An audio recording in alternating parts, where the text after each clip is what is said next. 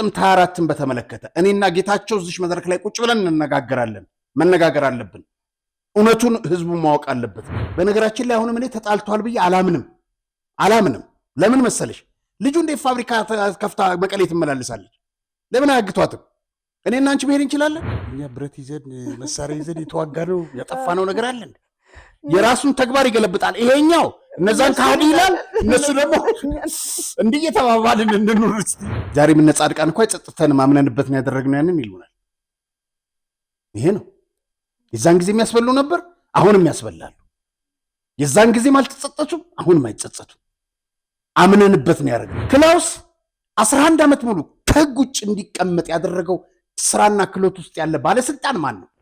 ላደረጉት ነገር አንድም የጸጸት ቃል ተናግረው የማያውቁ መሪዎችና አመራሮች ባሉበት ክልል ይሄ ልጅ 2 ዓመት መታሰሩ ለሱ ትልቅ ነገር ነው። አባቱ በጣም በቃ ልጁን እንደቀጣ ነው የሚያስበው። ምክንያቱም ሰውየው ራሱ አልተቀጣም፣ አባትየው ራሱ የሚያከሳኝ 6 ሰዎች አስገድለውኛል ንጹህ ፊውዳል ብለው የነሱ ደም ይረብሸኛል አለኝ። መጸጸት ከዚህ በላይ ምንድን ነው? እኛ ላይ ብቻ የደረሰና ከኛ ማይዘል የመሰላቸው ነበር። ብዙ እኛን ሲተቹን፣ ሲሰድቡን፣ ሊገሉን፣ ሲያስፈራሩን አፋችንን እንድንይዝ መልእክት ሲላክብን የነበረው ዳኞች ናቸው አይደል? ካድሬዎች ናቸው። ካድሬዎች ናቸው። አይ እንደዛ ከሆነ ህሊና የላቸውም። ይህን ሲፈርዱ ህሊና ያላቸው ወይ ልልሽ ነበረ። አይ ህሊና የላቸውም። መጀመሪያ ነገር እዛ ቦታ ላይ እንዲቀመጡ የሚፈቀድላቸው ካድሬ መሆናቸው ከተረጋገጠ ነው እንጂ ወደ ትግራይ ወደ ቤተሰቦቻቸው ሲሄዱ የትግራይ ህዝብ ጠላት ሴት ታጋዮች ናቸው፣ ቤተሰቦች እንዳትቀበሉ ነው የተባለው። ዘመቻ ተደርጎባቸው አንድ ካምፕ ውስጥ ነው ያጎራቸው። ብዙዎቹ ራሳቸውን አጠፉ፣ ወደ ሴተኛ አዳሪነት ገቡ። መተን እንዳነጋገርናችሁ ከዚህ በኋላ አላስፈላጊ ቪዲዮ ብሔርን የት ነው እኛ ስለ ብሔር ያነሳ ነው?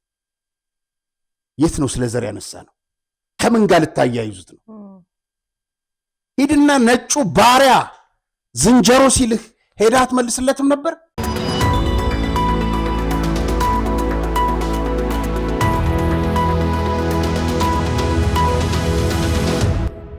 አሁኑኑ ይወስኑ። ልዩ የኢንቨስትመንት እድል በመርካቶ ተክለ ሃይማኖት በወር እስከ 100,000 ብርና ከዚያ በላይ ቋሚ ገቢ የሚያስገኝሉት ድንቅ እድል በአጭር ጊዜ ውስጥ ትርፋማ የሚያደርጉትን የንግድ ሱቅ በልዩ ዋጋና አማራጭ የክፍያ መንገዶች ዛሬውኑ ያዙ። ከግራውንድ ፍሎር እስከ 3ኛ ወለል ድረስ ከ11 ካሬ 22 እና 32 እንደ ምርጫው በ2.7 ሚሊዮን ብር ጠቅላላ ክፍያ እንዲሁም በ640,000 ብር ቅድመ ክፍያ ያገኛሉ። በአንድ ዓመት ጊዜ ውስጥ በ7 ዙር ክፍያ የተመቻቸሉት። በተጨማሪ በፒያሳ ፍሬንድሺፕ ፓርክ እና በአራዳ ፓርክ ፊት ለፊት የሚገኙ ዘመናዊ አፓርትመንቶችን ለመኖሪያም ሆነ ለኢንቨስትመንት እንደ ምርጫው ባለ 2 መኝታ ቤት በ8 ሚሊዮን ብር ጠቅላላ ክፍያ በ10% ቅድመ ክፍያ በ1 ሚሊዮን ብር የግሎ ያድርጉ። ፈጥነው ለሚመጡ ደንበኞቻችን ተጨማሪ ልዩ ቅናሽም ተዘጋጅቷል። ለበለጠ መረጃ 0945 70 3865 ይደውሉልን። ሰላም ጤና ይስጥልኝ ክቡራን ተመልካቾቻችን፣ የቅዳሜ ፕሮግራም ተጀመረ። እንግዲህ ለዛሬ አዳዲስ ነገሮችን ይዘን ቀርበናል። እስከ ፕሮግራማችን ማብቂያ አብራችሁን እንድትቆዩ እንጋብዛለን። ዛሬ እኮ ከሐመልማል ጋር ማወራን ይመስልኝ። ዛሬ በደንብ ተመሳስለናል እንዴ? በጣም ጥሩ ነው። ነፃነትን ሆኜ ብዬ ባለፈው እንደተናገርኩት ነፃነት በሚል ይስተካከልልኝ። እኔ እሷን ለማየት ጓጉቻለሁ። ያመልማል ማለችኝ እንደ ያመልማል ታናሽ ለማየት ጓጉቻለሁ። እኔም እህቴን ናፍቄያለሁ። ተጠያየቁ እኮ ብያለሁ። ለማንኛውም ከደረሱ መልእክቶች መካከል አንድ ጥቆማ ልስጣችሁ። በአዲስ አበባ ባሉ ኮንዶሚኒየም ላይ የሚደረጉ ተከራይን አላግባብ የማስከፈል ነገር ለመጠቆም ነው። በተለይ ወሰንን አለፍ እንዳልክ ወደ ካራ መውጫ አቤም ሆቴል ፊት ለፊት ባለው የጋራ መኖሪያ ኮንዶሚኒየም ደላሎችና የግቢው ኮሚቴዎች በጋራ በመቀናጀት ከ13,000 ብር ኪራይ ወደ 20,000 ብር በአንድ ጊዜ በማስጨመር ተከራይን እያጉላሉ ነው። ለሚመለከተው አካል አቤት በልልን፣ እናመሰግናለን። ይኸው መልእክታችሁን አስተላልፈናል። መልካም። እንግዲህ በተመሳሳይ ከኖርዌይ ደግሞ አንድ ተመልካች የላከልን ሐሳብ ላካተት። በተለይ ደግሞ ይሄ የምስክርነትም ስለሆነ ማለት ነው። ሰላም አሪያ ወንድሜ፣ እንደምንሰነበትክ። እኔ ዛሬ ይህችን ደብዳቤ ለመጻፍ የተነሳሁበት ምክንያት እነኚህ በሽተኛ፣ ዘረኛ፣ ጎጠኛ ለኢትዮጵያ ሕዝብ በሙሉ ካንሰር በሽታ ሆነው የቆዩት ወያኔዎች ለትግራይ ሕዝብ መከራና ጦርነት ይዘውበት እንደመጡ ስለተመለከትኩ ነው። በትላንትናው ዕለት በሱዳን በኩል ጦርነት ከፍቶ በጣም ብዙ ወጣቶችን አስጨረሱ። እረ ወያኔ መች ይሆን እነኚህን ሽማግሌዎች ከትግራይ ሕዝብ ትከሻ የሚያወርዱት? የትግራይ ህዝብ ችግር በሽሬ በኩል አውሮፕላን መግባት በጀመረበት ሰዓት ገብቼ አይቸው ነበር። ከሽሬ እስከ አክሱም 60 ኪሎ ሜትር የወደቀው የሞተ የሰው ብዛት፣ የተቃጠለው የታንክ ብዛት አይቸዋለሁ። አሁንም የትግራይ መሬት ላይ ጦርነት እንዲካሄድ እየቀሰቀሱ ነው። ይህን ተንኮል ለትግራይ ህዝብ ቶሎ ትምህርት ስጡ። ካሳ ከኖርዌይ ይላል። እናመሰግናለን አቶ ካሳ፣ ወዳጄ ናቸው። እንግዲህ በአካል ባንተዋወቅም እንግዲህ ተመሳሳይ ነገር ዛሬም እያየን ነበር። እዚህ ስክሪኑ ላይ እንደምናየው እንግዲህ በርካታ የጦር መሳሪያዎች ተማርከዋል። እውነት ነው። እና እንግዲህ ብዙ ጊዜ በሻዕቢያ በኤርትራ በኩል ከሱዳን እየገቡ ነው የሚል መረጃ እንሰማ ነበር አይደለ? ያው እሱን የሚያረጋግጥ እውነታ ነው። ግን ይሄ ሁሉ መሳሪያ ተማርከዋል ማለት ምን ያህል ወጣቶች አልቀውበት እንደሆነ፣ ምን ያህል ኢትዮጵያ ራሱ ዋጋ ከፍላበት እንደሆነ ነው የሚያሳየው። እና በጣም ያሳዝናል። ብዙ አሁን እንደደረሰን አይነት ደብዳቤ በተግባር የሚያረጋግጥ እውነታን ያየ ነው እንደምንመለከተው። ይህን ያህል መሳሪያ ነው እንግዲህ። በጣም እንግዲህ በዛሬው ፕሮግራማችን በሙስና ጉዳይ በጀነራል ባጫ በኢትዮጵያ መንግስት በኩል ምን ታቅዷል፣ ስለ ሂልተንም ጉዳይ አዳዲስ መረጃዎች ይዘናል። እንደውም የምስራች ነው አስደሳች የሚባል ሁሉ አለበት ሂልተን ላይ። አበበች እንግዲህ እኔ ጀነራል ስላቸው ነው ደስ የሚለኝ። አምባሳደር ናቸው። አምባሳደር ያለ ነው ኢንተርቪው ሲያደርጋቸው የነበረው።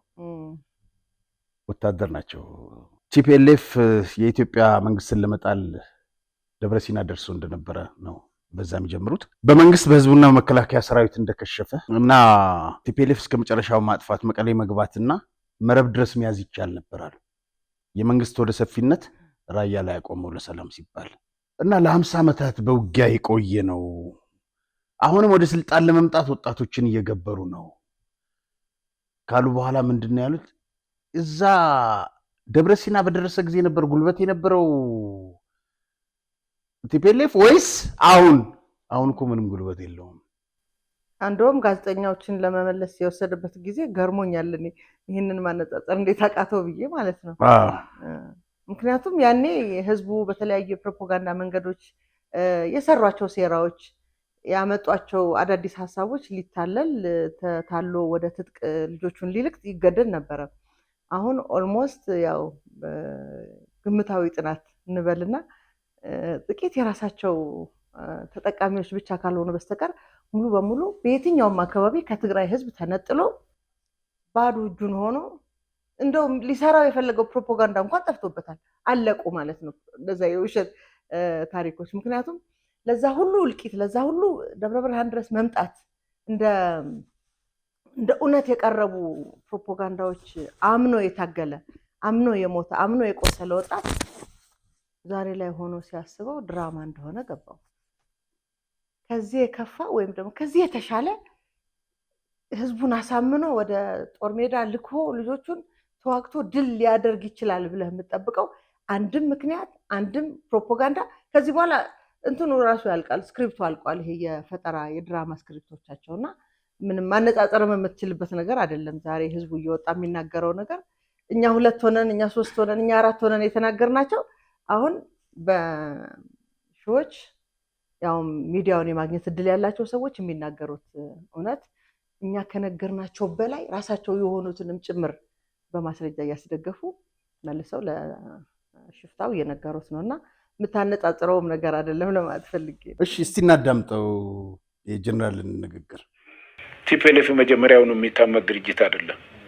ቲፒኤልኤፍ የማይታመን ድርጅት የሆነበት ምክንያት ምንድነው? 21 ዓመት ሙሉ እንደ ባሪያ ሲያገለግለው የነበረውን ሰራዊት የራሱን ጓደኛ አብሮ ተኝቶ በአንድ ቀን ሌሊት ማረዱ ነው። ከዚህ በላይ ቲፒኤልኤፍ እድሜ ልክ ማንም የማያምነው ድርጅት ነው። ነገር ግን እንግዲህ ሁላችንም ሰምተናል። ስንት ሺህ ከ600 እስከ 1 ሚሊዮን ወጣቶች አልቀውብናል ብሎ ነው የተናገሩት። ይሄ ሁሉ ወጣትን ያስጨረሰ ጋንግ የቲፒኤልኤፍ ጋንግ መሪ አሁን በፕሪቶሪያ ስምምነት እምነት ተጥሎበት ይሄን ይፈጽማል የሚል ጅል የለም በኢትዮጵያ የኢትዮጵያ መሪዎችም አመራሩም የሰራዊቱም እንደዚህ አይነት የሚጃጃሉ አይደለም። እናመሰግናለን ጀነራል። ታስታውሺ እንደሆነ የዛሬ 2 ዓመት ጥቅምት 24 ቀን ሲታሰብ ማርሻል እያለቀሱ የተናገሩት ነገር ነው። እንደውም በሚዲያ አልተላለፈም። በወቅቱ የሰሜን እዝ አዛዥ የነበሩት ጀነራል አዳምነህ መርዙ ልኮ አብልተዋቸዋል። በነገራችን የተናገሩት ንግግር አረሳው። ጥቅምት የአዲስ ዓመት አበቦች የሚፈነዱበት ወቅት ነው። የኔ አበቦች ግን ሲረግፉ አየኋቸው ባይኝ። በጣም ስሜት ይነካል። እያለቀሱ ነው ያንን ያሉት። ይሄ በሆነበት ሁኔታ እነ ጻድቃን ያንን ልነግሩን ግን አይፈልጉም። ጀነራል ባጫ የዛ ጊዜ ያሉትን ታስታውሻለሽ? ይሄ ነገር ትውልድ ማወቅ ስላለበት ጥቅምት 24ን በተመለከተ እኔና ጌታቸው እዚህ መድረክ ላይ ቁጭ ብለን እንነጋገራለን። መነጋገር አለብን። እውነቱን ህዝቡ ማወቅ አለበት ነው ያሉት። ይህን ስታነቻላቸው አይ ጊዜውን ምንድነው ትርጉሙ? ጊዜው አይደለም። በነገራችን ላይ ጀነራል አሁን የተናገሯት ሀሳብ የብዙ ሰው ጥያቄ ነው የመለሱት። ጥያቄው ራሱ ስጋት ነበረ፣ አብዛኛው ሰው ላይ ያለ ስጋት ማለት ነው። እንግዲህ አንዳንድ ጊዜ በጣም በትህትና ምንድነው ልባቸውን አግዝፈው በሰላም ነገሩ እንዲፈታ ዛሬ ድረስ የኢትዮጵያ መንግስት የሚሄድበትን ጉዞ ይሄ ነገር ሊደራደሩ እያሰበ ነው እንዴ? ተመልሶ ሊያመጣቸው እያሰበ ነው እንዴ? የሚል ስጋት ይፈጥራልና አሁን ጀነራል እንዳሉን ከሆነ ይህን ጥያቄ ከተጠራጠርነው ነገር ነፃ የሚያወጣ ነው። ምክንያቱም ቲፒኤልኤፍ መቼም ቢሆን የማይታመን ድርጅት ነው ብለውናል። እውነት ነው። መቼም ቢሆን የማይታመን ድርጅት መሆኑ ኢትዮጵያን አገረ ገዢ ሆኖ ሲመራ ነበር።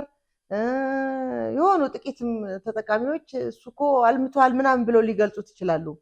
አብሯቸው ለ21 ዓመት አብሯቸው ከነበረው ወንድማቸው ቅድም ጀነራል አዳሙ እንዳሉት አበቦቻቸውን ላይ ለመጨከን እነዛ የተጨከነባቸው እኮ ልጆቻቸው ከትግራይ የተወለዱ ናቸው። ከትግራይ እናት የተወለዱ ናቸው። በራሳቸው አጠገባቸው ባለ አብሯቸው ባለፈው ሳምንት የሰራነው ፕሮግራም ላይ አንስቼ ነበር። ሰሜን እዝ ላይ እርምጃ ሲወስዱ እንዲህ ሊያረጉን አስበው ነበረ ብሎ እነሱ የሚሉን ገና በነገራችን ላይ አብዛኛዎቹ የቲፒኤልኤፍ የጥፋት ታሪኮች እንዲህ ሊያረጉን ያስቡ ስለነበር ነው፣ እንዲህ ሊያረጉ ይሉን ስለነበር ነው፣ እንዲህ አይነት ምልክቶች አይተን ስለነበር ነው እያሉ ገና ሊሆን ይችላል ብለው ከማሰብ የሚያደርጓቸውን ጥፋቶች ናቸው የዚህ ሁሉ ውጤት ዛሬ የምናያቸው ቲፒኤልኤፎች። እና በዚህ ልክ እንዲያስቡ ያደርጓቸው ከነበረ ወይም ያስቡ ነበር ብለው ካመኑ እነሱ ናቸው 30 ዓመት መከላከያን ሲመሩት ሲገነቡት የነበረ። ስለዚህ እንዲያስቡ አድርጓቸው ከነበረም እነሱ ናቸው ያደረጓቸው ማለት ነው። እውነት ነው። 96 ዓመተ ምህረት በኢትዮጵያ መጽሔት ላይ አለም ወልዱ ቃለ ምልልስ አድርጎ ነበር።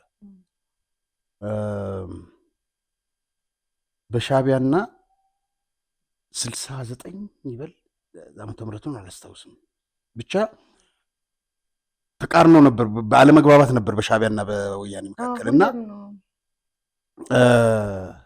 ሸራሮ አካባቢ ተገናኝተው ለመነጋገር ከዚህም የተወጣጣ ቡድን ከነሱም የተወጣጣ ቡድንና ነገሩ አስራት የሚመሩት እና እንትን ሰራዊት አጃቢዎቻቸው ወደኋላ የተወሰነ ኪሎ ሜትር እንዲሸሹ እዛ ጋር እንዲቆሙ፣ ከዛ በኋላ ኢሳያስ የሚመራው ሻዕቢያ ከሱ ብዙ ነገር እንደተማሩ ልገልጽ ነው እዚህ ጋር። በኋላ ኢሳያስ የሚመራው ሻዕቢያ መጥተው ከመደራደራቸው በፊት መለስን ብቻ አስቀርታችሁ ሌላውን ግደሉት አሏቸው። እነሱን ለመግደል ሲመጡ ይህን እንግዲህ የሚለው አዋለው ነው የሚናገረው። አንድ የኢህአፓ አባል የነበረ ሻዕቢያ ጋር የገባ እንዴት ወንድሞቼ ኢትዮጵያ እንዴት ይሞታሉ በሚል ወደዚህ ሚስጥሩን ቀድሞ አወጣውና እነዛም ወታደሮች ይዘው ሲመጡ እነዚህም ወታደሮች ይዘው መጡ። እንዴት ይገዳደሉ? ይሄን ሚስጥር ማናወጣው ምናምን ተብሎ እንትን ሲባል ያንን የኢህአፓ አባል እነመለስ አሳልፈው ሰጡት ለሻዕቢያ። ምን ሊያደርጉት እንደሚችሉ አስቢ። ምን ሊያደርጉት እና አንድ እንትን ላይም እንደራደር በሚል ከኢዲዩ ጋር ነው ያ የመጀመሪያው ጋሃት የሚባሉት ባለፈው ከነ ግርማይ ራሱ ያወሩት ጋዓት ነው ግንባር ሓርነት ትግራይ ነው የሚሉት ቀድሞ ከቲፒኤልኤፍ ቀድሞ በረሃ የገቡት ማለት ነው። ለድርድር ተገናኝተው ከዛ የገደሏቸው ማለት ነው። በጣም በሚያሳዝን ሁኔታ በነገራችን ላይ እዛ ታሪክ ላይ ያልተነገረ ከገደሏቸው በኋላ ዝም ብሎ በቀላሉ ነው አፈር ሸፈን አድርጓቸው የሄዱት እና ባውሬ ተበልተዋል። ከዛ በኋላ የነዛ በዛ ሁኔታ ውስጥ ጥሏቸው ሄዱት። እነም በዛስ ባውሬ ተበልተው በጅብ አስበልተዋቸው የለ። ዛሬ ምን ጻድቃን እንኳን ጸጥተን ማምነንበት ነው ያደረግነው ያንን ይሉናል። ይሄ ነው የዛን ጊዜ የሚያስበሉ ነበር፣ አሁንም ያስበላሉ። የዛን ጊዜ አልተጸጸቱም፣ አሁንም አይጸጸቱም። አምነንበት ነው ያደረግነው። እኔ አንድ ነገር ልንገርሽ፣ ሚስቱን ለመጀመሪያ ጊዜ ሳገኛት የሻማ ስነ ስርዓት ከማድረጋችን በፊት ማለት ነው የእምብዛን ሚስት ሰዎች ይነግሩኛል ስለሱ እንደምታወራ አለችኝና ምኑን ይሆን የቆራረጡት አለች። 8 ቦታ ነው የቆረጡት። ይሄ ጥያቄ ዛሬም ከጭንቅላቷ ውስጥ አይወጣም። እነ ጻድቃንስ አምነንበት ነው ያደረግነው ገለነዋል እያሉን ነው። በጅብ አስበልተነዋል፣ አይጸጽተው። ምናልባት ዶክተር አረጋዊ ናቸው መሰለኝ 40 ሺህ አካባቢ የኢዲዩ ብለን እነዚህ ፊውዳሎች ናቸው ምናምን ናቸው ተብለው የገደሏቸው ሰዎች ታሪክ ተደጋግሞ ሲወራ ከዚህ ከለውጡ ከሚያራምድ ከኛ አካባቢ ማለት ነው ለዶክተር አረጋዊንም ስንጋብዝ የሚሉን እሱ ነው። እና አንድ ወጣት ምናልባ የዛሬ 6 ወር አካባቢ እንትን ነው በአላማ ነው ያደረግነው እና ተመልሰን እንዲህ ማድረግ አልነበረብንም የሚል ነገር ልንል አይገባም። ልክ ነው በቃ የተደረገው ነገር 40 ሺህ ምናምን እንደተገደሉ ሰምተናል። ያ የተደረገበት ምክንያት ደግሞ የመስመር ጉዳይ ነው የዓላማ ጉዳይ ነው ብሎ ይላልና ምን ልፈልጌ ነው ቢያንስ ለተሰራ ስህተት ይቅርታ የሚጠይቅ አመራር ከሌለ ትውልዱም እሱን ነው እያለ የሚቀጥለው። ይሄ አሁን ምነግርህ ምንም የመስመር ጉዳይ ነው ብሎ ያለ ወጣት እኮ ነው፣ አዲስ ትውልድ ነው። ግን ለተሰራው ስህተት ቀድሞ የነበሩ ሰዎች ልክ አልነበረም። እንዲህ የሆነበት ምክንያት በወቅቱ ልክ መስሎን ነው። አሁን ሆነን ስናስበው ግን አንደኛ የአንድ አካባቢ ሰዎች ነን፣ ሁለተኛ የሐሳብ ምናምን ብሎ ለይስሙላ እንኳን ተናግሮ ትውልዱ በይቅርታ አስተሳሰብ እንዲመጣ ማድረግ ሲገባቸው እየመጣ ያለው ትውልድ የስ አምኜበት ነው ያደረኩት እንዲል ነው እየፈጠሩ ያሉት ማለት ነው። ከነሱ ይልቅ በነሱ አስተሳሰብ የሚፈጠረው ትውልድ ደግሞ የባሰ ያሳዝናል። አበበች በስልክ ያስተዋወኩሽ እኔ በአካል ማቀው ኮሎኔል 86 ሺህ ታጋዮች ሲባረሩ ያባረራቸው የነንም ጻድቃን ነው። ስለዚህም አልተጸጸትም። ጓብ ጽረጉ ላይ ያለ መለስ ያባረራቸው ጻድቃንና ስዬ ናቸው። አባሩልኝ እነዚህን መሽገሮች ነው ያለው። ይሄን ሁሉም ጀነራሎች የሚመሰክሩት፣ ሁሉም ታጋዮች የሚመሰክሩት የሚያውቁት ነው። ስለዚህም አይጸጽተውም። ግን ያለኝን ነገር ልንገርሽ፣ አስራው ካባረሩት በኋላ 90ዎች ውስጥ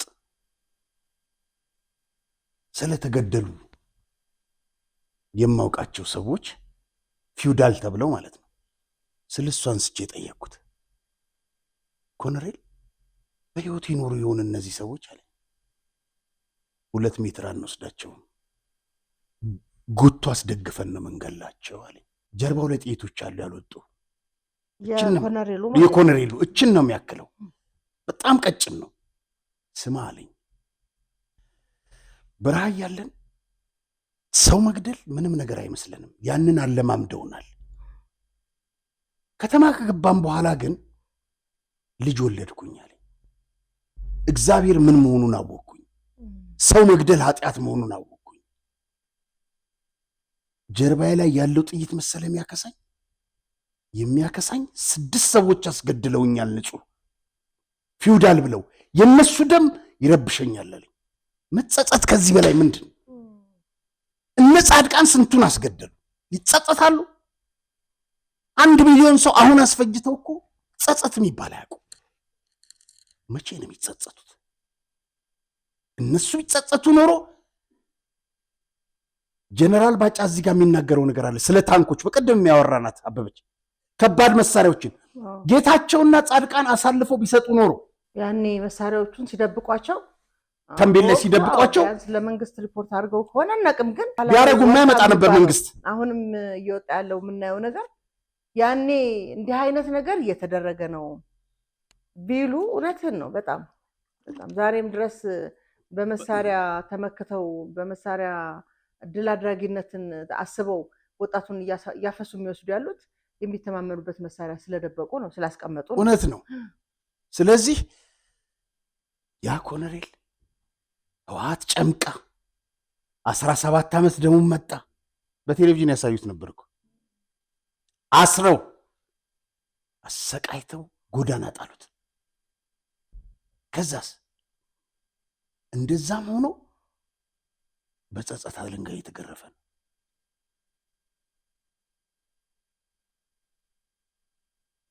እኛ የተለየ ኢንተረስት የለንም። ስትሆን ያው ሊጸጽትህ ግድ ይላል። 1 ሚሊዮን አስጨርስሻለሁ። 6 ነፍስ እያስጨነቀው ነው ዛሬም ድረስ። ለምን ምከሳ ይመስልሃል ይለኛል። ዛሬም ብትጠይቂው ዛሬ ያወራሻል። ንጹሃን ናቸው።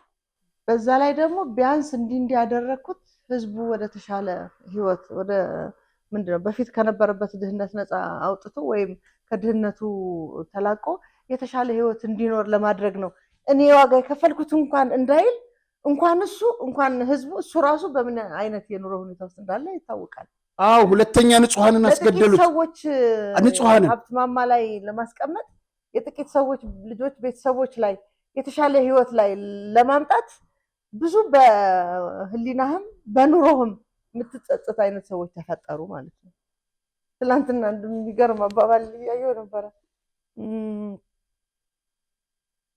ውጭ ሀገር ያሉ ልጆቻቸው ከዚህ የሚላክላቸው ገንዘብ እጥረት ስላጋጠመ አንተ የደሃ ልጅ እየቆፈርክ ወርቅ አውጥተህ ትሰጣለህ፣ እነሱ ሸጠው ወደ ልጆቻቸው ይልቁታል። እውነት እኮ ነው። ለእነዚህ ሰዎች ነው። ወደ ባጫ ደግሞ ስንመለስ በነገራችን ላይ እስክሪፕቶ በጣም ወዳለሁ። እችን ከሀቂ ግንባር ነው የተላከልኝ።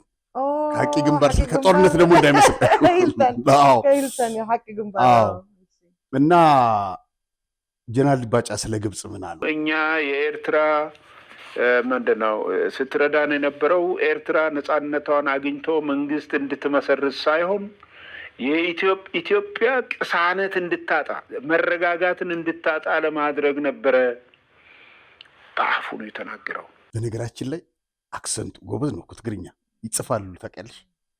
ግን ስም ቅሳነት ግብፅ ሁሉንም የኢትዮጵያን ድርጅቶች ቲፒኤልኤፍንም ኦራንን ትደግፋለች። ግብጾች በአደባባይ የተናገሩት ነው። ይሄ ብቻ አይደለም፣ የግብፅ ሚዲያዎች በሙሉ ይሄን ነው የሚናገሩት። ስለዚህ ከኋላ ፋይናንስ የሚያደርግ ትጥቅ ምንድነው ታዲያ ከኤርትራ ጋር እየተመላለሱ የዚህ ሚሊተሪ ፓክ ምናምን አሰብን እንዲያረጋለው ምጽዋን እንዲያረጋለው በዚህ መንገድ እንዲያረጋለው በዚህ ይወጣል የሚል ነገር ምንድነው? ውጭ ጉዳይ ሚኒስትሩ ነው በየቀኑ የሚያደርጉትን ነገር ነው የሚናገሩትን ነገር በየጊዜው። አሁን እዚህ ሶማሊያ የሰላም ማስከበር ብለው ሶማሊያ መግባት ፈለጉ። ምን ነው ዛሬ ሶማሊያ መግባት ፈለጉ? ሶማሊያ በ1990 ዓመተ ምህረት ነው የተመሰረችው። እስከዛ ድረስ አባ ቀና አለዋል። ዛሬ አባይ ግድብ ከተጠናቀቀ በኋላ የሶማሌ ሰላም ማስከበር ይገባሉ ብላ እዚህ መንተፋደድ ለምን መጣ? አባ ቀና አይሏቸው ማለት እውነት ነው። እና በጣም ሰፊ ነው። ሁለተኛ በሌላ ጽሁፋቸው ባጫ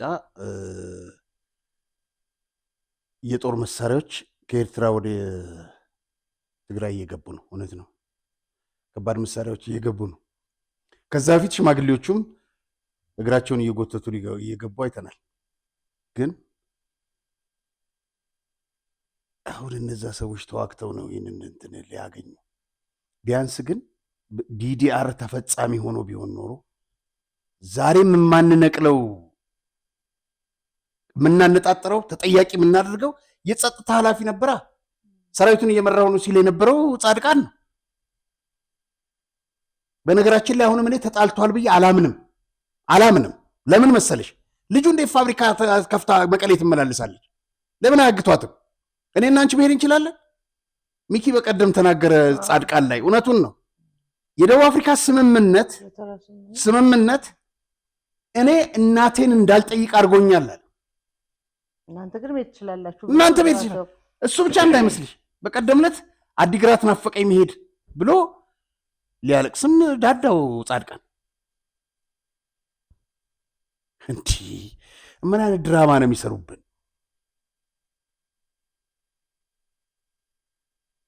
እና ልጁ በዛ ደረጃ ልትመላለስ አትችልም።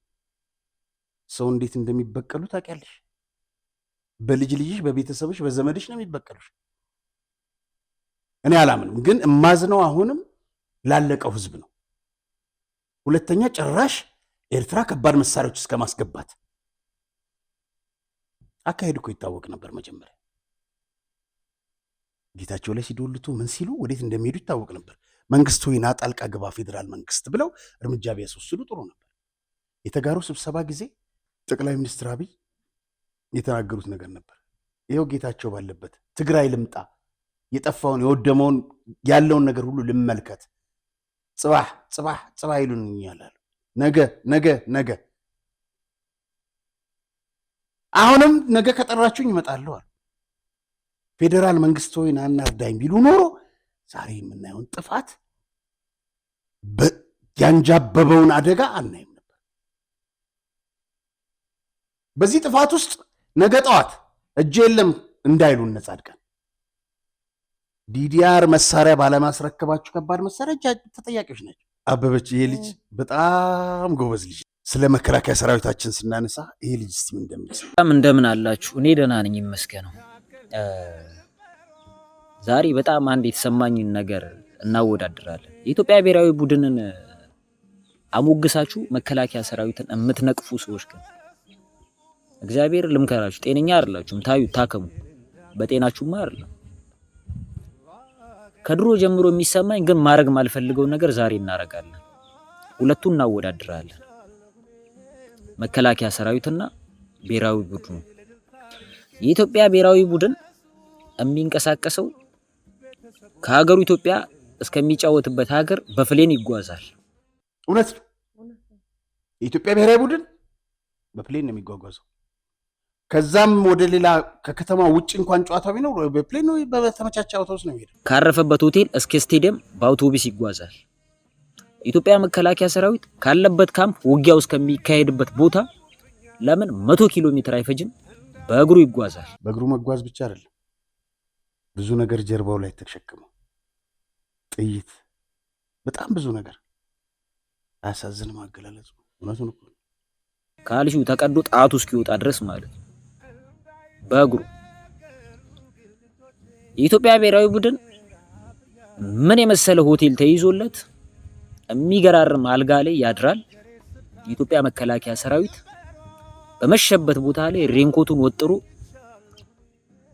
ሸራ አንጥፎ ይተኛል። እውነት ነው። የኢትዮጵያ ብሔራዊ ቡድን በቤቱ ውድ የተባሉ ምግቦች ተዘጋጅተውለት ይመገባል። የኢትዮጵያ መከላከያ ሰራዊት ይሄን ደረቅ ኮቾሮ በኮዳ ውሃ አጣጥሞ ይበላል። ውሃው እንኳን ንጹህ ላይሆን ይችላል። ያ ሁሉ ሆኖ የኢትዮጵያ ብሔራዊ ቡድን ሜዳ ገፍቶ አንድ ቀን በህይወቱ አሸንፎ አያውቅም። አንድ ቀን ማለት ነው። አሸንፎ ይጣል። በጣም እውነቱን እኮ ነው። ዮሐንስ ሳህሌ የሚባል ኢትዮጵያ ብሔራዊ ቡድን ክዶ ሄደ። እንደገና አሁን አሰልጣኝ ያደረጉት ማለት ነው። የኢትዮጵያን ቡድን ክዶ ሄደ። ከሃዲ አምጥተሽ አሰልጣኝ ታደርጊያለሽ። እና በአልጄሪያ 7-1 ሲሸነፍ የኔ ቡድን የኛ የኢትዮጵያ ብሔራዊ ከሰውነት ቢሻው የሚሻለው አለ። 2 ቢጫ ነው ያየው። እውነቴን ነው የምልሽ። ይሄንን ነው ያለው። አዎ 7 እኮ ገብቶበት እኮ ነው። የሰውነት ቢሻው ቲም 7 አልገባበትም። እሺ ቀጥል። የኢትዮጵያ መከላከያ ሰራዊት ያንን ሁላ ውጣ ውረድ አልፎ ህይወቱን የሚገበር ከሆነ ገብሮ የተረፈው አካሉን አቁስሎ አጉድሎ ድልን አስመዝግቦ አሸንፎ ይመለሳል። የኢትዮጵያ ብሔራዊ ቡድን ተሸንፎ ሀገሩ ሲገባ ተደግሱ ስትራፖ እንዳያማቸው ማሳጁ፣ ስቲም ባዙ፣ ሞሮኮ ባዝ፣ ጃኩዚ ምናምን ተሸንፎ ስለመጣ አበል ተጽፎለት ይቀበሉታል።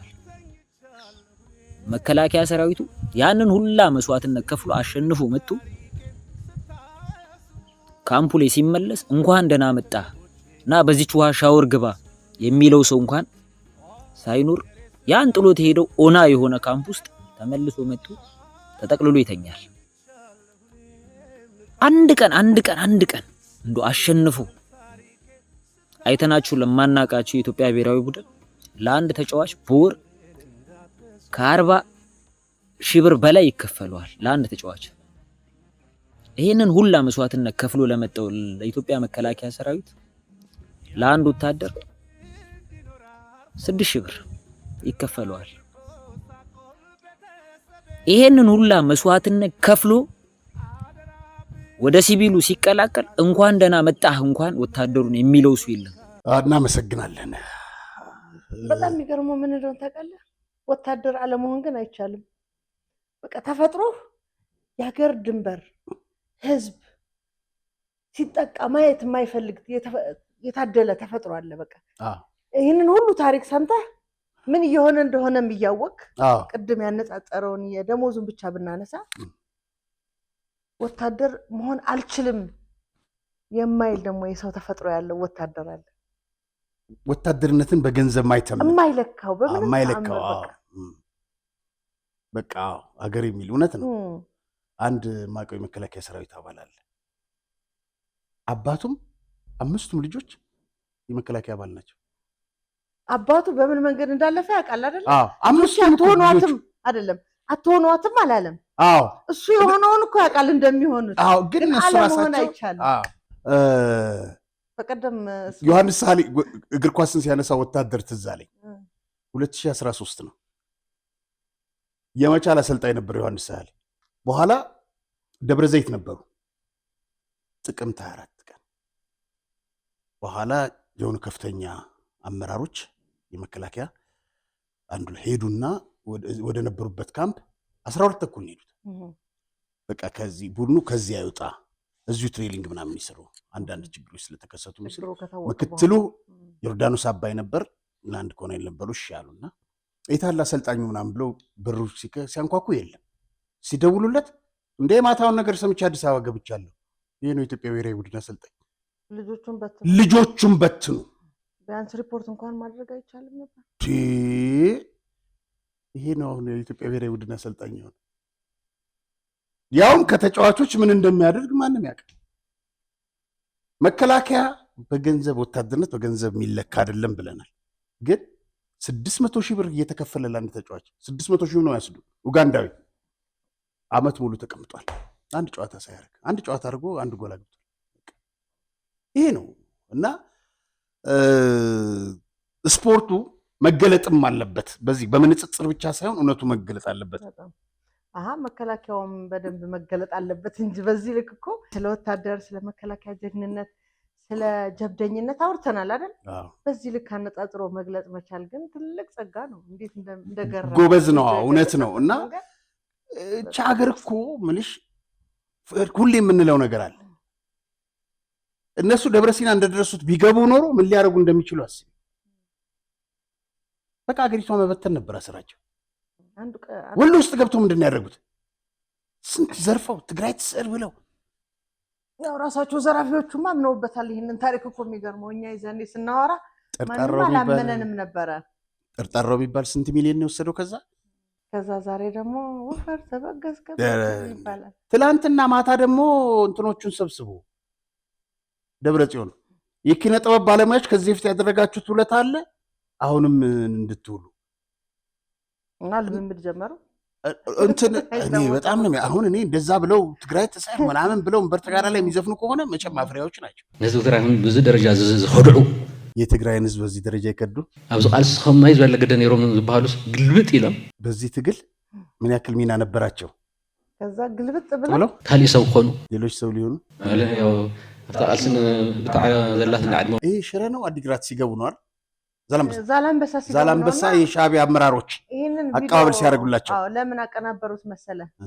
እሱ የሚያወራው ስለነ ጻድቃን ስለነ ጌታቸው ስለ ሌሎቹ ጀነራሎች ወደ ፌደራል መንግስት የመጡት ከፕሪቶሪያው ስምምነት በኋላ ከነሱ ጋር መግባባት ሳይችሉ ቀርተው መጡ አይደለም ስለነሱ ነው የሚያወራውና ግልብጥ ብለው ሌላ ሰው ሆነው ከጠላት ጋር ሄደው ምናምን ይላቸዋል ቪዲዮውን የሰራው ሰው ደግሞ እነዚህን የሚያሳይበት ምክንያት ከነዚህ በላይ ይሄ ጠላት ብሎ የገለጸው ሰው አልነበረም እስከዛሬ ድረስ ኤርትራ እንደውም በከባድ መሳሪያ እስከ መደብደብ ደርሰን አጥሮን ነው እንጂ አተን ነው እንጂ ከዛ በላይ ሁሉ ልናጠፋት ነበር ብሎ የሚለውን ሰውዬ እነማንን እየተቀበለ ነው ይሻበምራልና እንደ ህዳት ሪናይና አይኮም ዚያመን ስንት ከሃዲ አይተናል እንደነዚህ ከሃዲዎች አላየንም እኛን እንደሚገልጹን ማለት ነው ሁለት ከዳዓት አይ አንድ ነገር ልንገርሽ ልዩ ከሃዲዎች ናቸው ይላል እነማንን እየተቀበለ እነዚህን እየተቀበለ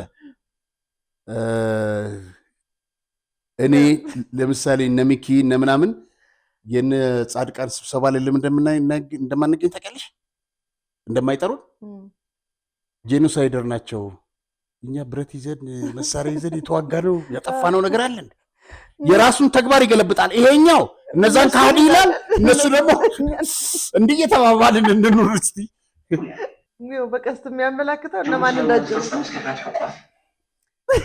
ይኸውልሽ ወይ ጉድ ጄኖሳይድ ከፈጸመ ጋር ሄደህ ትጠቃቀፋለህ አለ ወይ ይላል እሱ ማንን እነጻድቃን እነሱ ደግሞ ከታች ደግሞ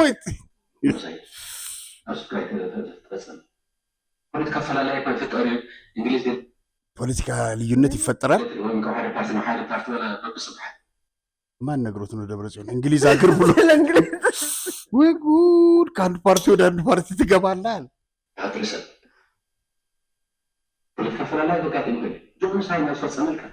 ጄኖሳይድ ወደ ፈጸመ ኧረ ይበቃል ኧረ ቆይ ታሪክ እኮ ነው የሚያወራው ያው ማምራር ግልብጥ ተገለበጠ መተጣጠፍ የሚባል የለም ይሄ ፖለቲካ ስብዕና አይደለም ከሰው በታች ናቸው ከሰው በታች ህሊናም የሌላቸው ሰብአዊነትም የሌላቸው አቤት እናንተ ሰብአዊነት ስታውቁ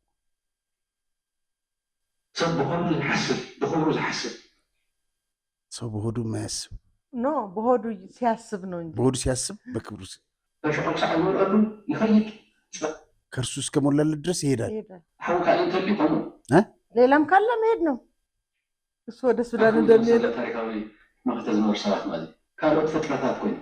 ሌሎች ፍጥረት ሆኑ በጣም የገረመኝ ቪዲዮን ያቀናበረው ሰው ነው ምክንያቱም ስለነማን እያወራ እንደሆነ ራሱን ታሳቢ አድርጎ እንዲገባን ማለት ነው እንዲህ በቀስታ መለክ አንተ ራስህ እየገለጽክ ያለው ሐሳብ አንተ ራስህ ነህ ነው አዎ በጣም አሪፍ አገላለጽ ነው እውነት ነው ያው እነሱም እነዛን ይላሉ እነሱ እነዚህኞቹ ደግሞ እንትን ይላሉ አዙሪት ያሉት የጀነራል ዮሐንስ ታሪክ ታዲያ ይሄን ካልገለጸ ማን የቱን ይገልጻል አዙሪት አትወጣም እነዚህ ሰዎች እስካሉ ድረስ እንግዲህ በትግራይ ሰሞኑን በጀነራሎች ትእዛዝ የዘውዱ ሀብቱ ገዳይ እንዲወጣ ተደርጓል ይሄ የገዳይ አባት ነው አንደኛውም የሚስቱ ወንድም ነው ዘውዱ ሀብቱ እንግዲህ እቺ ነች ክቡራን ተመልካቾቻችን እቺን የመሰለች ልጅ በመኪና ተጎትታ ተገጭታ ተገላለች አንድ ራሱ በኤአይ ሰርተውት ነበረ ይሄ ነው ገዳዩ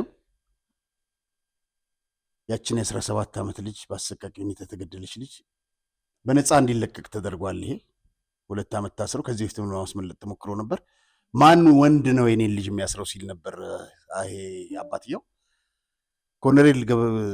ኮሎኔል ገብረስላሴ ነው ኮሎኔል ምናምን ይባላል ተመልከቻቸው የአሜሪካን ኮፍያ ምናምን ነው የሚያደርጉት መነጽር ሳይቀር እና ትግራይ በእንደነዚህ አይነት ነው እየተመራች ያለችው የፖሊስ ኮሚሽነር አድርገውታል ቅድም ስንል የነበረው ምን መሰለህ ታላላቆቹ ለሰሩ ስህተት ይቅርታን ካልጠየቁ ካልተጸጸቱ ሌላ የሚጸጸት ትውልድ ይመጣል ብለህ ማሰብ የኛ ሞኝነት ነው የሚሆነው ምክንያቱም የምትፈጥረው ሰው አንተን ስለሚመስል አሁን እኔ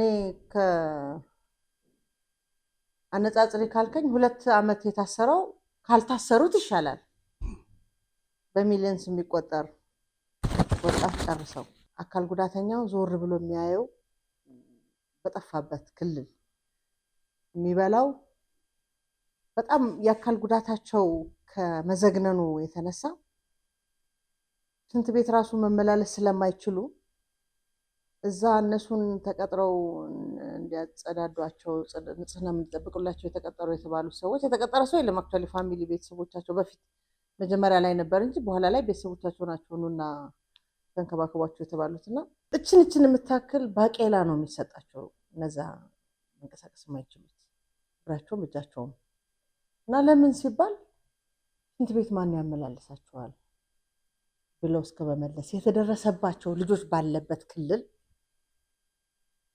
ላደረጉት ነገር አንድም የጸጸት ቃል ተናግረው የማያውቁ መሪዎችና አመራሮች ባሉበት ክልል ይሄ ልጅ 2 ዓመት መታሰሩ ለሱ ትልቅ ነገር ነው። አባቱ በጣም በቃ ልጁን እንደቀጣ ነው የሚያስበው። ምክንያቱም ሰውየው ራሱ አልተቀጣም፣ አባትየው ራሱ የምን መቀጣት ነው ደግሞ ቲፒኤልኤፍ እና አመራሩ ማን ሆኖና ነው ማንን የሚቀጣው ብሎ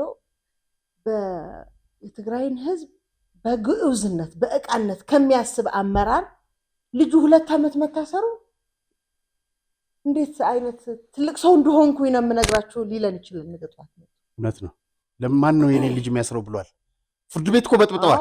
ዳኞቹን እኮ ወረወሩባቸው። አመሰግናለሁ። ዳኞቹ ላይ እንዴት በነገራችን ላይ የዚህ ልጅ አባት ለካ በስጭት ሞተዋል። ያሳዝናል።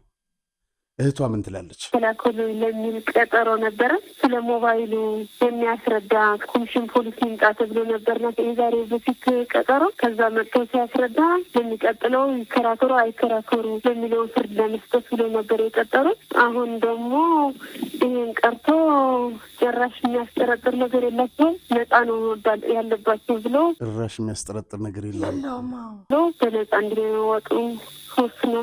ተከሳሾች ይግባኝ ስላሉ ነው እንደገና ጉዳይ ወደ ፍርድ ቤት ያመራው። አዎ ተከሳሾች ይግባኝ ሲሉ መጀመሪያ ወደ ክልል ፍርድ ቤት ነበር ይግባኝ ያለው። ከዛ ክልል ፍርድ ቤት ደግሞ መዝገቡን አይቶ የተፈረደውን ፍርድ ትክክል ነው ብሎ ነው የፈረደው። ከዛ ተመልሰው ደግሞ ወደ ሰበር ችሎት ነበር ይግባኝ ያለው። እዛ ይግባኝ ሲሉ በነጥብ ወደ ዘዋ ፍርድ ቤት ይመለስ ብሎ ወደ ዘዋ ፍርድ ቤት መለሰውና አሁን ደግሞ ዘዋ ፍርድ ቤት ነው ነፃ ያላቸው። ቀደም ብለሽ የሞባይል ጉዳይ አንስተሽልኝ ነበረ።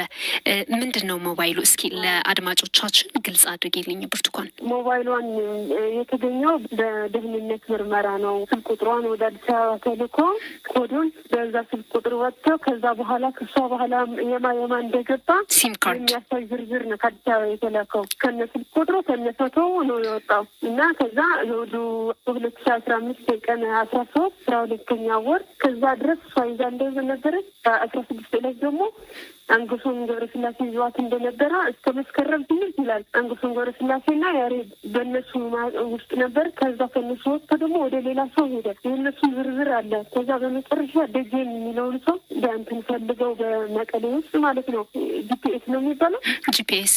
አዎ በዛ ፈልገው ደጀን ከሚባል ሰው ከት እንደተያዘ ቆፎ ነው ዝርዝሩ እንትን የሚለው። እንግዲህ አበበች ይህንን ይመስላል። እኔ ግን አንድ ነገር የምልሽ መመሰለሽ ሰበር ላይ የሚቀመጡት ሰዎች ዳኞች ናቸዋል ነው ካድሮች ናቸው? ካድሮች ናቸው። አይ እንደዛ ከሆነ ህሊና የላቸውም። ይህን ሲፈርዱ ህሊና ያላቸው ወይ ልልሽ ነበረ። አይ ህሊና የላቸውም። መጀመሪያ ነገር እዛ ቦታ ላይ እንዲቀመጡ የሚፈቀድላቸው ካድሬ መሆናቸው ከተረጋገጠ ነው እንጂ አንተ እውቀት ስላለህ በዳኝነት ትምህርት የሆነ ጣራ ላይ የደረሰ እውቀት ቢኖርህም እዛ ቦታ ላይ ልትቀመጥ አይፈቀድልህም። አባቱ ዳኛ ልጁ ቀማኛ የተባለበት ክልል እኮ ትግራይ ነው። እውነት ነው። እችን ነገር ላሳይሽ።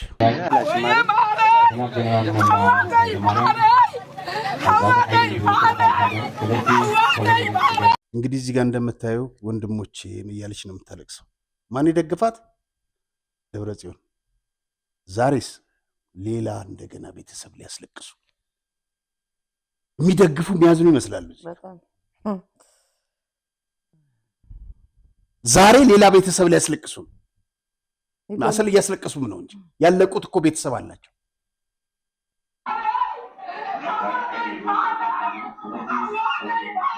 ያሳዝናል። የምትጨምሪው ነገር አለ? ትንሽ ስለ ሴቶች የትግራይ ሴቶች ሀሳብ ልጨምርበት በዘውዱ ጉዳይ ላይ ምናልባት ከእሷ ጋር በተገናኘ ዛሬ እሷ ላይ የፍርድ ፍትህ ስለተዛባ አስተያየት እየተሰጠ ነው። ጥቂቶች ናቸው ግን አስተያየት እየሰጡ ያሉት፣ አብዛኛው ዝም ብለዋል። በትግራይ በጣም ትልቁ ችግር ምን መሰለን? እኛ ያኔ ስናወራ እኛ ላይ ብቻ የደረሰና ከኛ ማይዘል የመሰላቸው ነበር። ብዙ እኛን ሲተቹን፣ ሲሰድቡን፣ ሊገሉን፣ ሲያስፈራሩን፣ አፋችንን እንድንይዝ መልእክት ሲላክብን የነበረው። አሁን እኛ በስተናል አይደለ? ለምን በዛን መሰለ? እኛ ያወራነው ታሪክ የጥቂቶችና የኛ የመሰላቸው እኛን ሊገሉን ያስቡ የነበሩ ሰዎች ቤት ችግሩ አንኳኳ። ያ መከራ ያ ችግር እያንዳንዱ ቤት መግባት ሲጀምር ስህተቱ ልክ ስናወራው እንደነበረው እንደሆነ ገባቸው ማለት ነው። አሁን ዘውዱ ላይ የተደረገው ነገር ነገ እስካሁንም እየገባ ነው። ተወሰነ ነገር ሂደቱ ቀጥሏል። ምናልባት እድለኞች አይደሉም፣ ጥቂቶች ብቻ ናቸው እየተናገሩ ያሉት። ብዙዎች ይናገራሉ ብለን እንጠብቃለን። አሉ ብዙ የታፈኑ ድምጾች። እነዚህ ድምጾች እስኪወጡ ድረስ ያልተፈጸመ የሚመስላቸው ብዙ ወንጀል ተፈጽሟል ክልሉ ላይ ግን አልወጣም። ነገር ግን ከዚህም በላይ እያንዳንዱ ቤት ከማንኳኳቱ በፊት ሴቶች የዚህ የዘውዱ አይነት ተመሳሳይ ታሪክ ያጋጠማቸው ሰምተናል። አድዋ ላይ ምን አይነት አገዳደል እንደገደላት ሕፃን ልጅ መቀሌ ላይ በተመሳሳይ ይሰሙና እንዳልኩ አንተ ቤት ስላልመጣ ይረሳሉ፣ አንተ ቤት ስላልመጣ ይረሳሉ። በእያንዳንዱ ቤት እስኪንኳኳ እስኪደርስ መጠበቅ የአንተ ቤት አያንኳኳ ማለት አይደለም። ውጭ ያሉትም ሴቶች ዛሬ ድረስ ትግራይ ትስዕር የሚሉ ቲዲኤፍ ያሸንፋል የሚሉ በትላንትናው በሸረሪናው የጦርነት ታሪክ በቲዲኤፍ ድል አድራጊነት የተነገራቸው ቋንቋ የገባቸው ልጆች አሉ፣ ሴቶች ሆነው ግን እነሱ ውጭ ስላሉ ልጆቻቸው ውጭ ስላሉ ቤተሰቦቻቸው በገንዘብ ማውጣት ስለሚችሉ ሲታፈሱ ልክ የሚመስላቸው ሴቶች አሉ። ነገር ግን ዛሬ ላይ ተባብረን እንዲቆም ካላደረግነው በስተቀር ከዚህ በኋላ ጤነኛ የሆነ ትውልድ ላይ ይፈጠር ይችላል። አበበች ግን ያንን ተባብሮ ለማቆም እኮ ህወሓት በትግራይ ምድር ላይ ቀደም ብሎም ሊሆን ይችላል ያስ የበተነው ነገር አለ። ምንድነው ያ? የሴቶች ንቀት፣ ሴቶች ላይ ንቀት ማሳደር። ለምን መቼ ይጀምራል ብትይ 85 ዓመተ ምህረት እነ ገብሩ አስራት ፕሬዝዳንት እያሉ ነው ከበረሃ ነው የሚጀምረው ነገሩን ነው የምልሽ። ቆይ 5000 ሴቶች ብዙ ናቸው የተዋሩት። ወደ ትግራይ ወደ ቤተሰቦቻቸው ሲሄዱ የትግራይ ህዝብ ጠላት ሴት ታጋዮች ናቸው፣ ቤተሰቦች እንዳትቀበሉ ነው የተባለው። ዘመቻ ተደርጎባቸው አንድ ካምፕ ውስጥ ነው ያጎራቸው። ብዙዎቹ ራሳቸውን አጠፉ፣ ወደ ሴተኛ አዳሪነት ገቡ።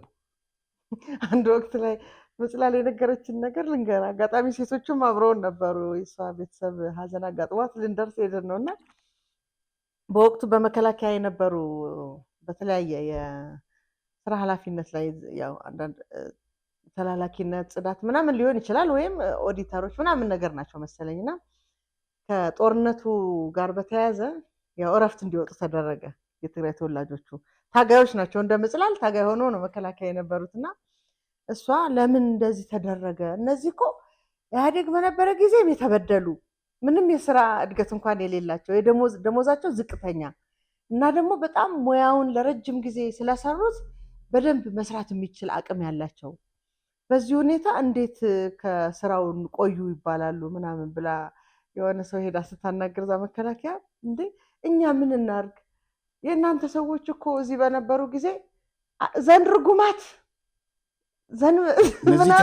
የተረገሙ ሴቶቹ እያሉ ሲሏቸው ነው የምናውቀው እና ምን አድርገው እንደሆነ እንደዛ ያሏቸው ስለማናውቅ ጥርጣሬ የተወሰነ ጊዜ እረፍት ያድርጉ ብለን ነው ብለው መለሰላትና እኛ ምን እናርግ?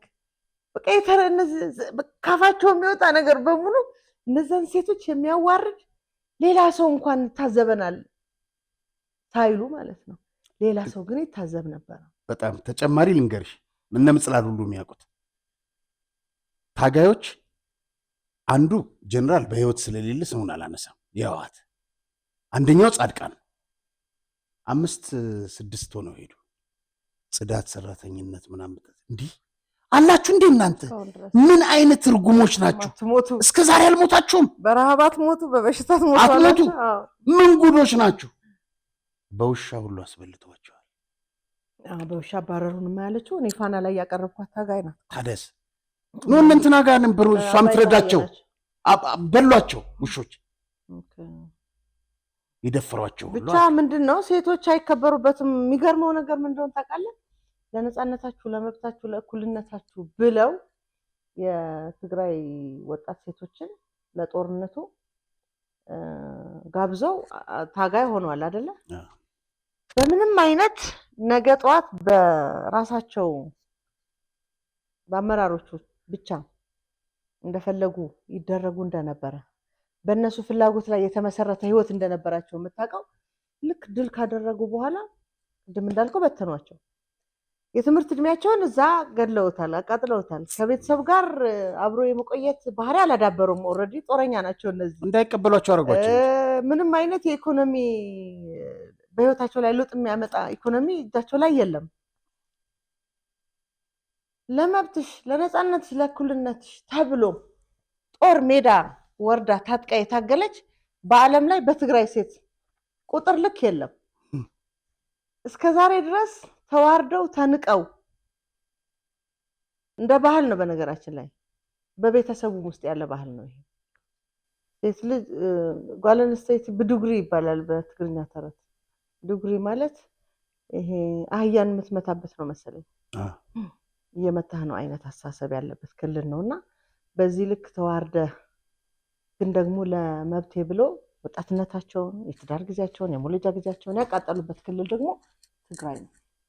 ስለዚህ ማንንም ማሻገር እንደማይችል ቅድምም እንዳሉት ጀነራል ባጫ ቲፒኤልኤፍ የማይታመን ድርጅት ነው የሚለው ቃል ከፖለቲካ አለመታመኑ ብቻ ሳይሆን በአስተሳሰብም ለትግራይ ህዝብም የማይጠቅም ዛሬም በሴቶች ላይ እየደረሰ ላለ ጫናና በደል ሴቶችን እየቀሰቀሱ ይገኛሉ። በነገራችን ላይ ሴቶችን ነው አሁን ለቀስቀሳ የሚጠቀሙት። ባለፈው ማስቸው ነበረ። ቄሶችንና ሴቶችን ነው አሁን ለቀስቀሳ የሚጠቀሙት። በትላንትናው መንገድ አልሄድ ያላቸው አልመጣ ያላቸው ፖለቲካ በሌላ መንገድ ነው የጀመሩትና የማይታመን ድርጅት እንደሆነ እንድታውቁት ለማለት ፈልጌ ነው። በጣም አሪፍ ነው።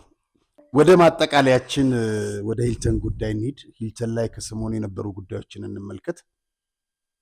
ስኬቶች አሉ፣ ጥሩ ጥሩ ስኬቶች። ሙስናም እንደቀጠለ ነው። እነዛም በቅደም ተከተል እንያቸው። እችን መኪና ይሻት ልክ እንትን ስትገቢ ምንድነው ወደ ፊት ለፊት ትገኛለች። እስክንድር ይወልዳታል ያልኩሽ ማለት ነው። እማማ ስንት ሆኖ ነው እድሜው እስክንድር? ለምንድን ይወልዳታል የምትለው? አይ የእሱ ትልቅ ነው፣ አይቆጠርም፣ እሱም አያውቀውም። እማማ እንግዲህ ለዚች መኪና ሁሉ ቢያንስ በ20 በ30 ዓመት ይበልጧታል።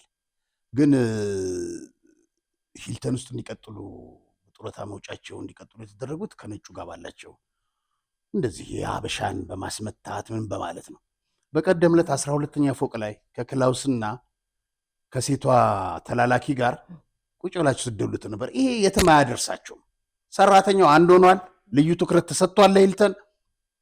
ስለዚህ ነጮቹም በቅርብ ጊዜ መሰናበት ብቻ ሳይሆን በህግ ተጠይቀው ነው የሚነሱት። ስለዚህ ከሰሞኑ ሱባኤ ገብተዋል። ጥሩ ነው። ሱባኤ መግባት ብቻ ሳይሆን ንስሐ አሁን ለሰሩት ነገር፣ በሰራተኛው ላይ ላጠፉት ነገር። ሌላው ይሄ የምታየው በሂልተን የተጻፈ በእንግሊዝኛ የተጻፈ የውሸት ደብዳቤ ነው። የውሸት ደብዳቤነቱ ምንድን ነው እንግዲህ ከንትን እንደመጡ አድርገው እነ መላኩን የጻፉት ከነጮቹ ጋር ሆነው ከኤሪያ የመጡት ሰዎች መተን እንዳነጋገርናችሁ ከዚህ በኋላ አላስፈላጊ ቪዲዮ ብሔርን የት ነው እኛ ስለ ብሔር ያነሳ ነው? የት ነው ስለ ዘር ያነሳ ነው? ከምን ጋር ልታያይዙት ነው? ሂድና ነጩ ባሪያ ዝንጀሮ ሲልህ ሄዳ አትመልስለትም ነበር? አሁን በጉሮሯችሁ ስትያዙ ሌላ ነገር ትለጥፋላችሁ። ይህንን ከግምት አታስገቡት ሰራተኞች። ሌላው ልንገርሽ በጣም የሚያሳዝን ነገር እነዚህን እህቶቻችንን ታያቸዋለሽ። ታመው ተሰቃይተው መታከሚያ ተነፍገው እንዲሞቱ የተደረጉ ናቸው። በማን? በዚህ ጨካኝ አበበች። አንድ ሰው ሕክምና ላይ ሆኖ ለምሳሌ ግሉኮስና ሌላም ነገር ተሰጥቶሽ ፊልም ላይ እንደምናየው መጥቶ ሲነቀል ሰውየው ወዲያው ከትንሽ ሰዓታት በኋላ ይሞታል። እንደዛ ነው ያደረጋቸው ይሄ። ምክንያቱም 186 ሰዓት የዛችን ልጅ ይዞ እነዛ ልጆች 32 ብር ደሞዝ ብሎ ሰጥቶ ሕክምና ከልክሏቸው መታከም እንደሚችሉ ግን ሕጉ የፈቀደላቸውን ወረቀት ደብቆ ምንድን ነው የምትጠቀሚው? እንደዚህ አይነት ጭካኔ ትላንት አይደለም፣ ትላንት ገደላቸው፣ አስክሬናቸው ላይ አበባ አስቀመጠ አይደል? ዛሬ ድጋሚ ሞቱ እነዛ ሰዎች። እንዳለ ስታቅ እንዳለ ታከም መብት እንዳለ ዓርብ ዕለት ተፈረደ። ጀግና ነው ጌታሁን።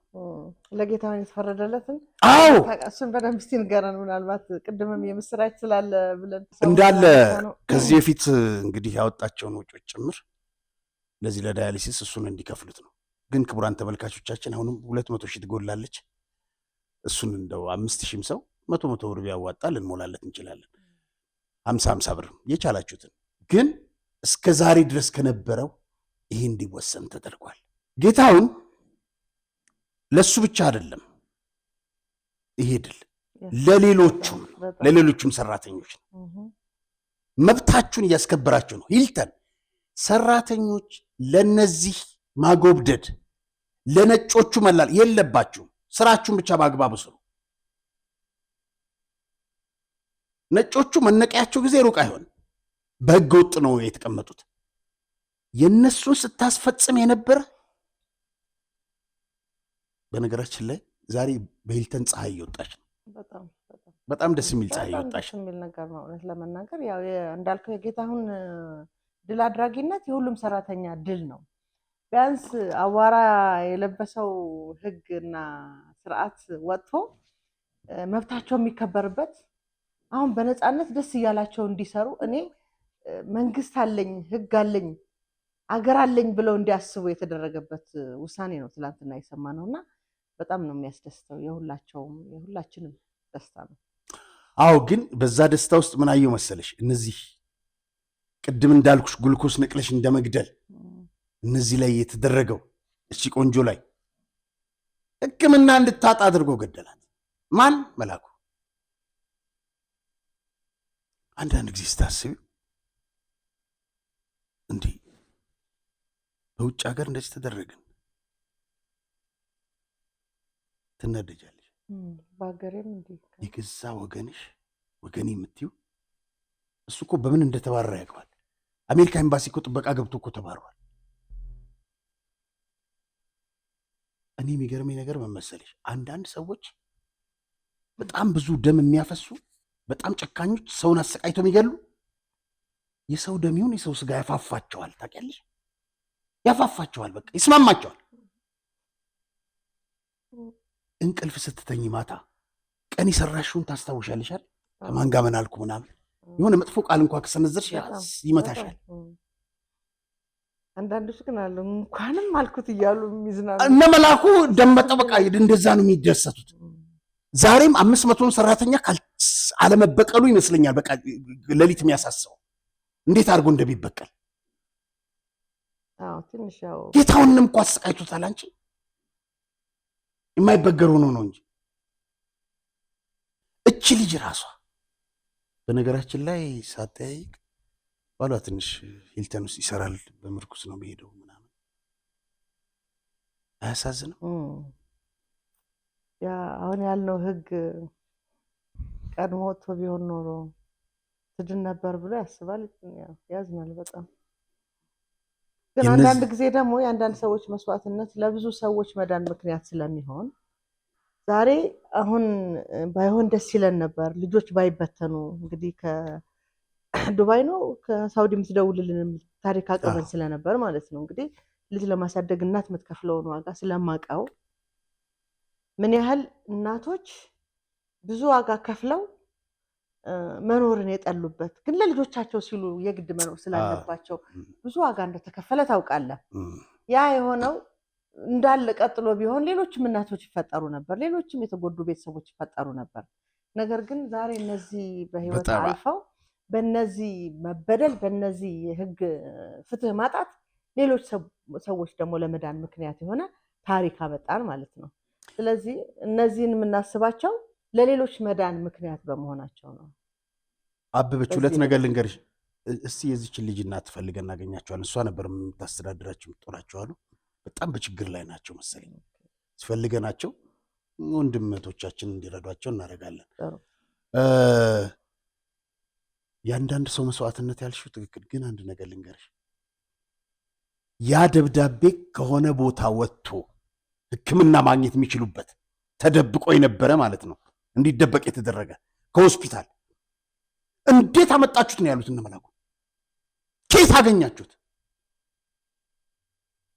የዚህ አይነት የጭካኔ ጥግ ነው እንዲ ያለው የሰውዬ ሰው ስትዋለሽ እንዲህ ከኪሱ አያወጣም። እንዴት አገኛችሁት? ለማንኛውም ደግመን የምንለው በሂልተን ፀሐይ እየወጣች ነው። የነጮቹ ታዛዥ አትሁኑ። የሂልተን ጉዳይ የሙስና ጉዳይ ነበር በነገራችን እንዴ በጣም። ስለዚህ ሰሞኑን ስለ ሙስና የተወራውን እንደማጠቃለያ ብናነሳው ደስ ይለኛል። አበበች ተመልከቱ እንግዲህ 2 ሚሊዮን የአንድ ወር ክፍያ 684878 ብር ከ25 ሳንቲም የላውንደሪ ሂሳብ በየወሩ የሚወጣው ስንት ይገዛ ነበረ? ስንት ይገዛ ነበር? ይሄ ያለፈው ወር ነው። ኧረ ሙስና ያለ ወዴት ነው ያላችሁት?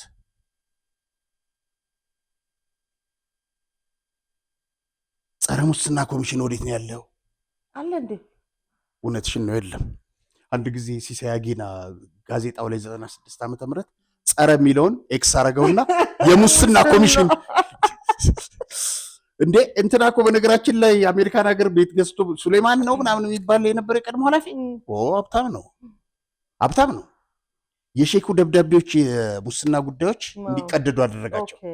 ከዛ በኋላ እዚህ ቤት ገዙለት። ሪፖርት የሚያደርጉትን ባለጉዳዮች እንትን አድራሻ ለመጠቆም ተጠቀመበት ማለት ነው። ይሄ ጉዳይ ማንጋና ተደራደሩበታል። እና አለው ይላልሽው። እስቲ ጠቅላይ ሚኒስትሩ በሚናገሩት እንቋጨው። ሂልተን ግን ከጎናችሁ ነን። አሁንም ለወንድማችን ለጌታሁን እንሙላለትና ሕክምናውን ባስቸኳይ ያድርግ። ያኛው ጉዳይ ፕሮሰስ ስላለው ማለት ነው። ስለዚህ 200 100 3000 ሰዎች ወይም 4000 ሰዎች 100 ብር እንኳን ቢሰጡን ይሞላለታል። እባካችሁን እንሙላለት፣ ጫፍ እናደርስለት እንላለን። ቀይ መስመር ያልነውን ሌብነት ቀይ ምንጣፍ አድርገውታል። ሳንወድ እንሳቅ። እውነት ነው ጠቅላይ ሚኒስትር፣ እውነት ነው። ቀይ ምንጣፍ አድርገው በነፃነት የሚንሸራሸሩበት ሰዎች የተፈጠሩ ሄደዋል። ሌብነት በጣም እያስቸገረን ያለ በሽታ ነው። ግን መገንዘብ ያለብን ነገር ሰው በሌብነት ልብሱን ሊቀይር ይችላል፣ የልጁን ምግብ ሊቀይር ይችላል፣ ሳሎን ሊቀይር ይችላል። ቤት ግን አይገነባም።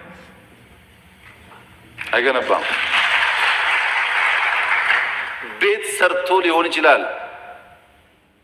ሀገር መስራት እስካልቻለ ድረስ ግን ያ ቤት ይፈርሳል፣ ይወረሳል። ሌብነት ደግሞ ከዛ የባሰ ካንሰር። ኢትዮጵያ ምኗ ይሰረቃል? ምን አላትና ይሰረቃል? ይሄ ችግር ኢትዮጵያ ውስጥ በስፋት አለ። ካልተረባረብን ያጠፋናል። የሚያሳዝነው ነገር ግን በተደጋጋሚ እንዳልኩት ሌቦች ሀብት አከማችተው ሳይበሉት እንደሚሞቱ እያየን፣ ሌቦች ሀብት አከማችተው ልጆቻቸውን ከሐሺሽ መታደግ እንደማይችሉ እያየን አሁንም እንሰርቃለን። እውነት ነው። እኔ ብዙዎቹን አውቃቸዋለሁ። የህወሓት አመራር ልጆች ለምሳሌ አሜሪካ ነገር በእንደዚህ አይነት ህይወት ውስጥ ነው ያሉት። በእንደዚህ አይነት አሁን እሳቸው ያሉት ግን ጠቅላይ ሚኒስትር ሳይበሉት ነው የሚሞቱት። ስብሃት እየበላው እኮ ነው የኤፈርትን ገንዘብ ዛሬም በዶላር እየመነዘረ የሚበሉ አሉ። ጤና የላቸውም ማለት በቃ የአውሬነት ጥግ ላይ ስትደርስ ያደረከውን ነገር ስለማይጸጽትህ ትኖራለህ። ግን ምናልባት እኔ ልጆቻቸውን ሆነን ብናስብ ደግሞ ምን አይነት ህይወት እየኖሩ ነው ልጆቻቸው? በጣም የሚያስጠላ ስለ ወላጆቻቸው የሚወራው ነገር በሙሉ ከልጆች ጋር ቁጭ ብለህ የሆነ ነገር ተናግረህ ልጆችህን የሚያሳቅቅ ነገር ማለት ነው። ልጆች እኮ በፊታቸው ይቀጡሃል አይባልም አይነት አለ አይደለ? እኛን አታሳፍሪን ይላሉ አይደል? እንዲህ አይነት ልጆች ምን አይነት ህይወት ውስጥ እየኖሩ ነው ብለን ብንጠይቅ ያሳዝናሉ በጣም በወላጆቻቸው ኃጢአት እነሱ እንዴት እየተቀጡ እንደሆነ። አክቹዋሊ አንድ ወቅት ማንስተነው ነበረ። ጠይቁ ወላጆቻችሁን፣ ያለ ምክንያት ስማቸውን አላነሳንም፣ ምን እየተደረገ ነው፣ የእኛንም ህይወት እያበላሻችሁ ነው ብላችሁ ጠይቁ ብለን ለልጆቹ የቤት ስራ ሰጥተን ነበር። ይህንን ካላደረጉ ያው እዳው የራሳቸው ይሆናል ማለት ነው። ነገር ግን አሁን ምንድነው መሰለህ በጣም ደስ የሚለው ነገር ጠቅላይ ሚኒስትር ዶክተር አብይም የተናገሩት ሚዲያ አራተኛ መንግስት ነው አይደለ?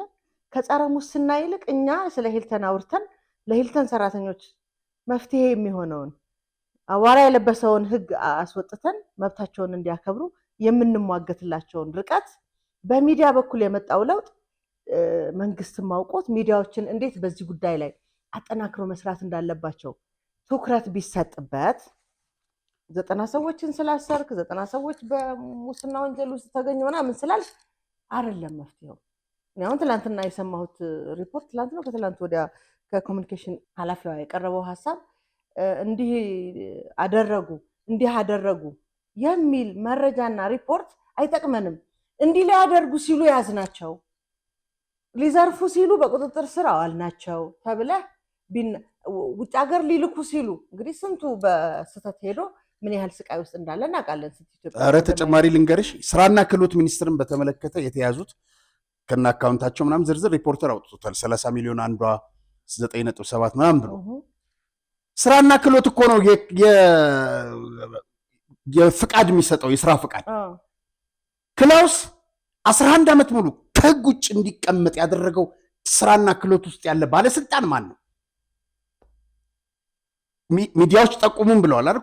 ኮሙኒኬሽኑ ይሄን ይጠቁማል። ማጠናከርም አለባቸው ሚዲያዎችን ማገዝ። ማን ነው $15,000 ውስጥ ተካፋይ የሆነው? $15,000 የሚከፈለው ማን ነው? የዚህ ገንዘብ ተካፋይ ስራና ክህሎት ውስጥ የስራ ፍቃድ እየሰጠ ያለው ከህግ ወጥ ውጭ ያው 4 ዓመት መቀመጥ ቢገባው 11 ዓመት 3 ተርም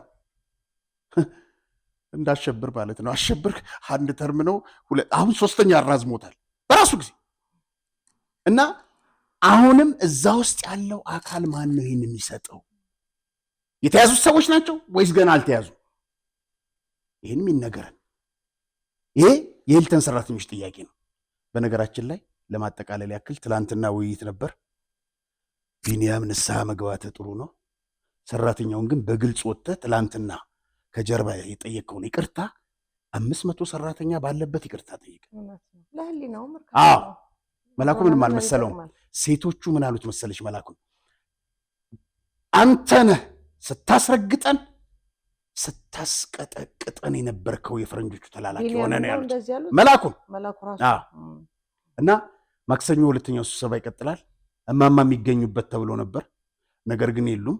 ስለዚህ ነጮቹ እንዳይገቡ ብለው በጣም ጠንካራ ውሳኔ ነው ማህበሩ፣ የሰራተኛ ማህበሩ እና ሌሎቹን ኮሚቴዎች ነጮቹን ወደዛ ብላ ከዚህ በኋላ ወደኋላ መመለስ የለም ወደፊት ነው።